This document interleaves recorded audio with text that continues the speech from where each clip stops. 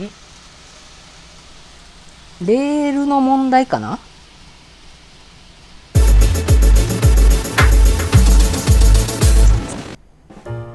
はい、どうもです。前回にこちらですよね、高台の方を組んで、そして、ここですよね、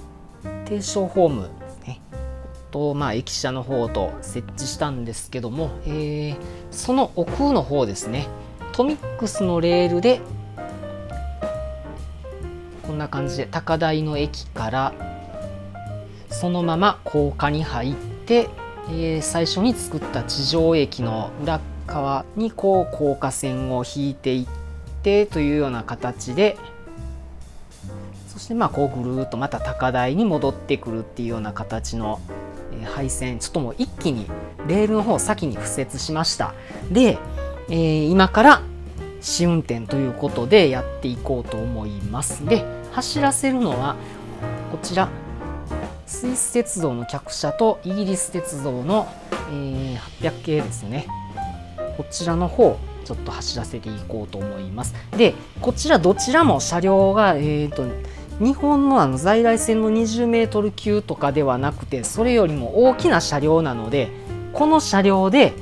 カーブを全て曲がりきれるかどうか、そこをちょっと確認していきたいと思います。ではまず外回り線の方、800型の方ちょっとね走らせてみましょう。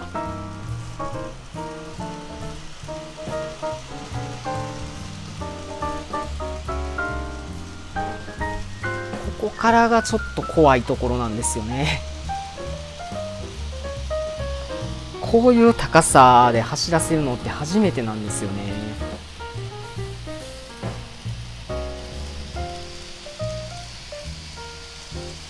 先頭車ちょっと室内とちらついてるな。問題なくいけそうですかね。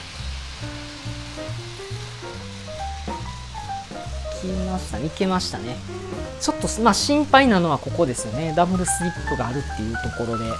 ここがちょっと不安材料なんですけども、問題なく通過しましたのででは次、スイス鉄道の客車行きましょう。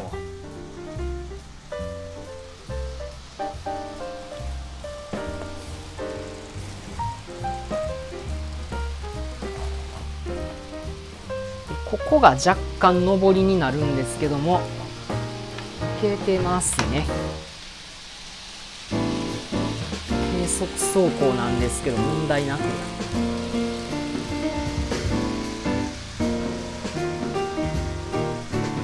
そしてトミックスのパワーユニットではこの速度だと前照灯つかなかったんですけど、加藤のパワーパックを使ったことで前照灯きちんと低速でもついてます。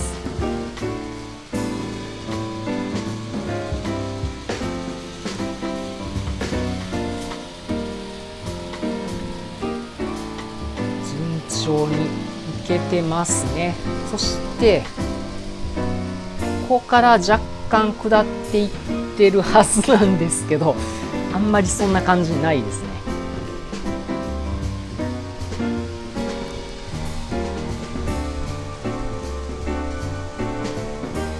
そしてこ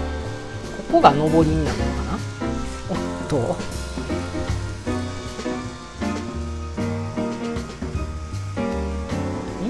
これは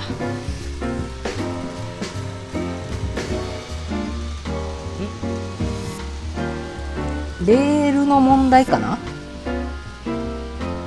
ここのカーブポイントの多分レールの汚れかな。いや、そんな感じじゃないな。純粋に電圧の問題か。これあれあれ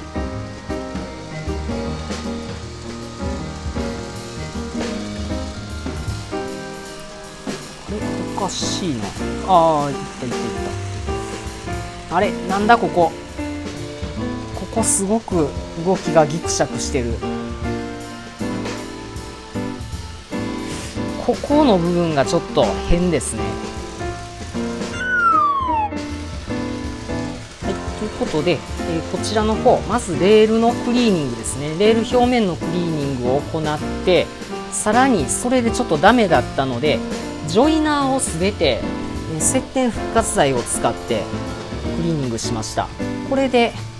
低速走行なんですけども、この通り問題なく通過するようになりました。接点復活剤の方、こちらですね。クレ226。これをこの透明カップに少し噴射させて、そしてこう爪楊枝で、少しこう液を吸わせて、そしてこうジョイナーのレール外側の方ですね。でジョイナーのここ接点の部分に流し込むっていうような形で、多分ねジョイナーの中が汚れてて、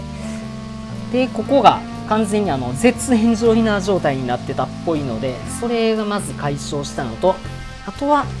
長いこと使ってなかったこのカーブポイントなんですけども、レール表面が少し錆びてたので、そちらの方のクリーニングですね。でそれを行ったことで、ベクトロン低速なんですけども、問題なくこうギクシャクした動きだったんですけど、それも解消してこんな感じでスムーズに通過するようになりました。ということで、今回の動画なんですけども、高台と高架、こちらの方の路線の試運転で、1箇所ちょっと通電悪かったところのレールのクリーニング、メンテナンスですね、そちらの方やっていきました。こんな感じで鉄道模型に関する動画投稿していってますので、鉄道模型興味のある方、チャンネル登録いただけるとありがたいです。ということで今回の動画はここまでとなります。どうもご視聴ありがとうございました。